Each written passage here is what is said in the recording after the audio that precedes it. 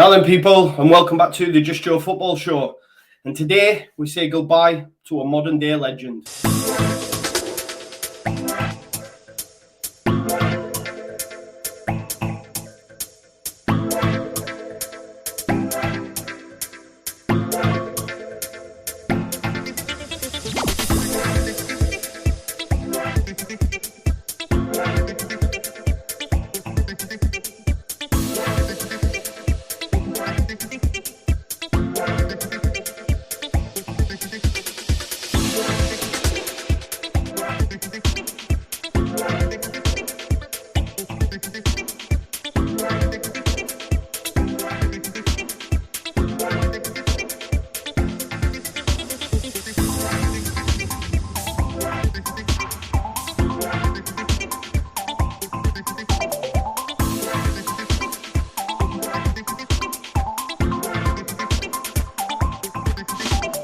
Yes, people, today Kalvin Phillips signed with Manchester City. It was confirmed today. He has signed to Manchester City from, of course, his beloved Leeds United.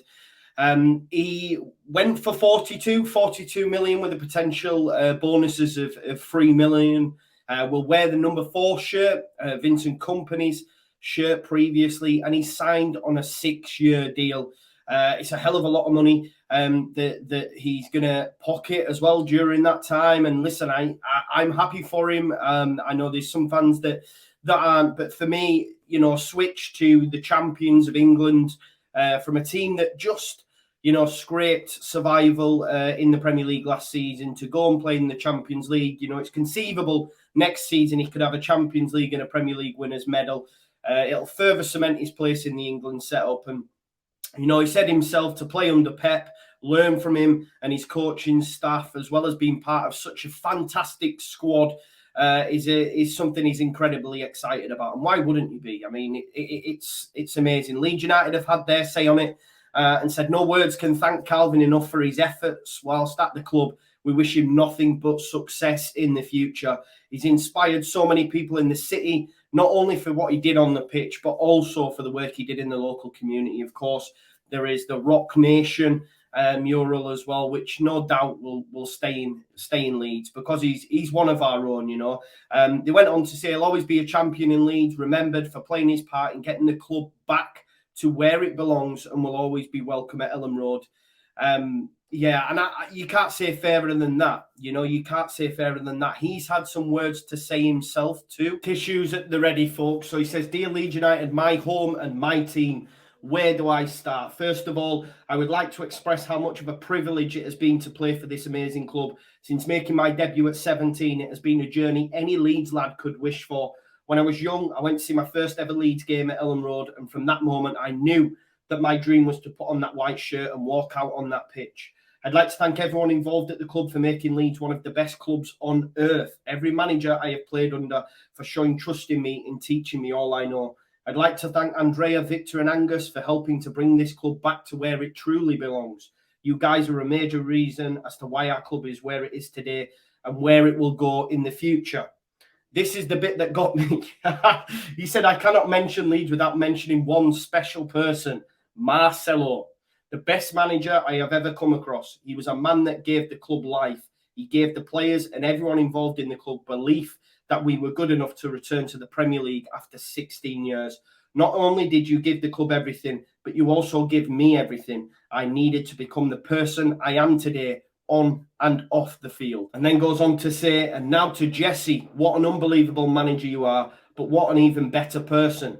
You came into this club and gave every single player confidence and belief in a very difficult season, and that's what kept us in this league. From the bottom of my heart, I thank you.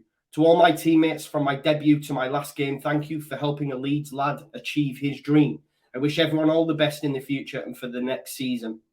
Over the last 4 years, me and you boys have shared so many memories, from missing out in the playoffs to getting promoted and then surviving relegation last season. You lot are an unbelievable set of boys that deserve everything.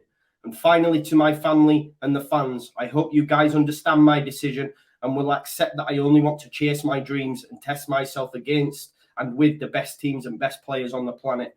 As a young kid, I had so many dreams and still do, but playing for you was the one I will never forget. You are the best fans in the world.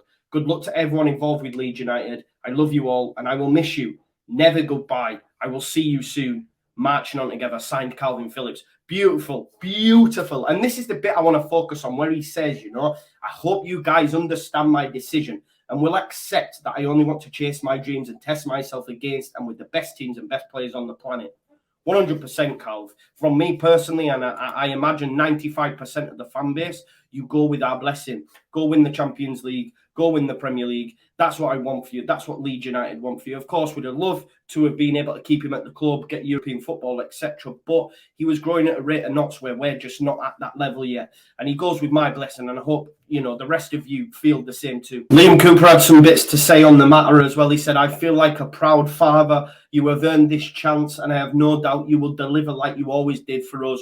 An unbelievable player, but I'm more proud of the man you are and the man you have become. Never change, mate. Look after him, City. So, yeah, glowing, you know, from the captain as well. Beautifully put, you know. Liam Cooper gets it as much as people throw shade at him. That's why he's captain of this football club. And it's with sadness that we have to say bye to Kalvin. Of course it is. He's a modern day legend, in my opinion. The real stalwart within that Bielsa side over the last 4 years. And, you know, I only wish him well. Some particulars as to round and how the deal happened. Obviously, Man City paid 42 million for him. There was a relegation release clause in there as well. Had we have gone down, City would have been able to acquire him for as little as 24 million. They'd known since the end of May that Phillips wanted to join them and nobody else. Of course, Man United explored the possibility, but that was never going to happen. He was never going to go over to the red side of Manchester, which is, you know, we're all grateful for. Obviously, in January, Aston Villa and West Ham both made inquiries and were told no. Apparently, the impression was in the Elland Road boardroom that third parties had been touting him around. But Phillips was not interested in that move. He was reluctant to leave his boyhood club in the middle of a relegation battle. He had his sights set on a move to a team who could offer him Champions League football, which neither Villa or West Ham could do.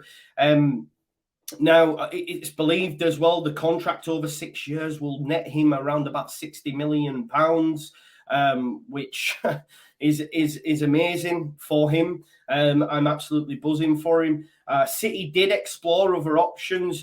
Tchouaméni had been scouted and looked at. Obviously, he ended up going to Real Madrid.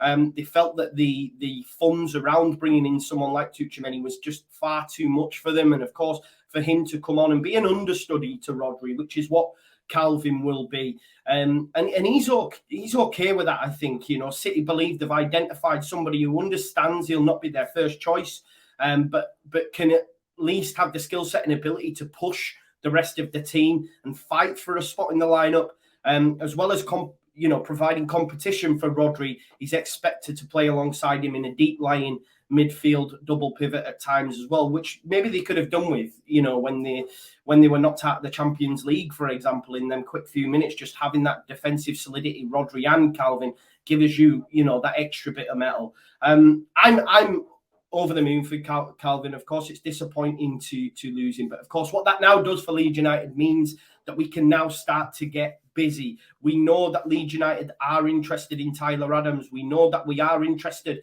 in Mo Kamara. Apparently, bids being accepted for Mo Kamara. Again, still no massively credible sources. Okay, there is big Austrian newspapers reporting it, but we've not seen it from any of the top-tier journalists on the social media just yet. We know that Tyler Adams is someone that we are interested in because, you know, there's talk of a potential loan with, you know, an option to buy. We may, because the transfer fee believed to be for Adams has dropped right down to around about 10 to 12. I think, let's say anywhere between 10 to 14 million to acquire him. They may look to just buy him permanently. But if they are looking to Mo Kamara and other attacking players in Sinestra and Gakpo and CDK, which we'll touch on in a later video, that's why they may be looking at Tyler Adams. Let's get him on loan. pay for him later on, and let's, use this money to buy a more Kamara. I hope that's what they're doing.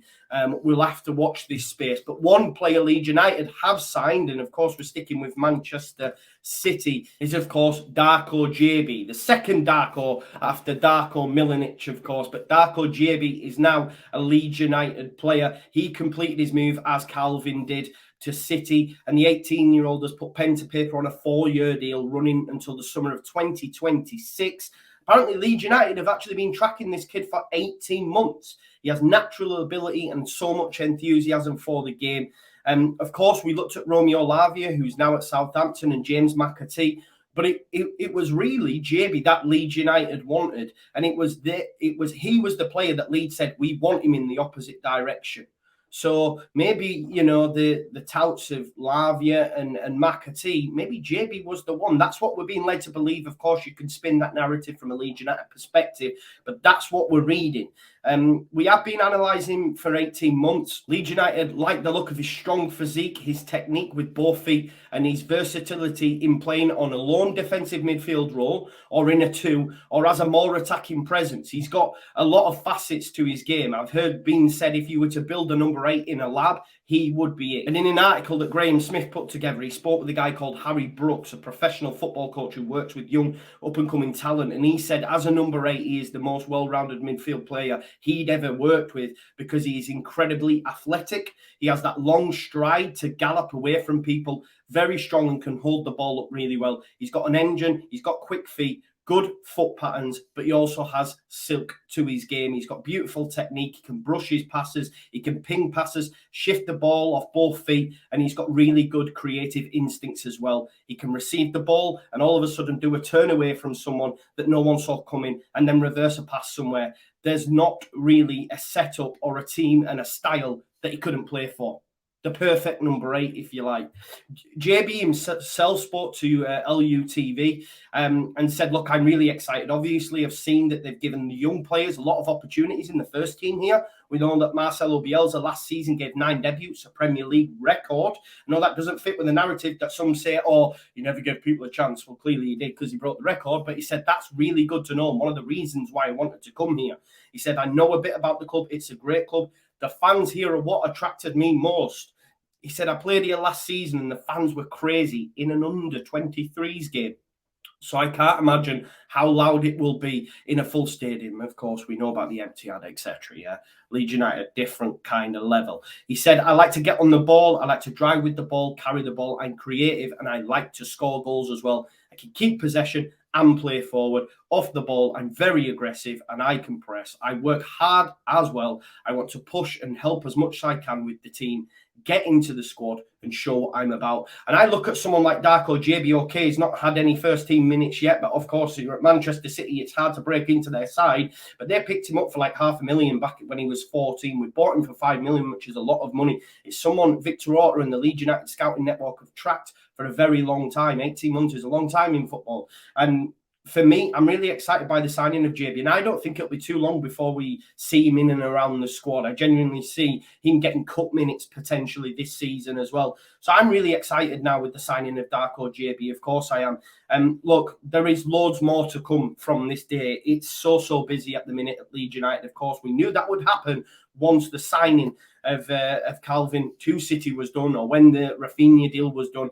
I believe Tyler Adams will be, brought in to replace Kalvin. Maybe we will go in for more Kamara. Of course, as well, news today that Charlie Creswell has joined up with Championship side Millwall as well, which I think is a good move for him. I'd have preferred him to stay in and around the club, but he's going to be going there. And of course, we've got exciting news about a potential incoming from Feyenoord of Luis Sinestra. Watch this space. I will be doing a video on that very shortly. Get the like smash, subscribe to the channel, get your comments in, and of course hit that notification bell, and I'll see you in a bit. Peace out. Leeds.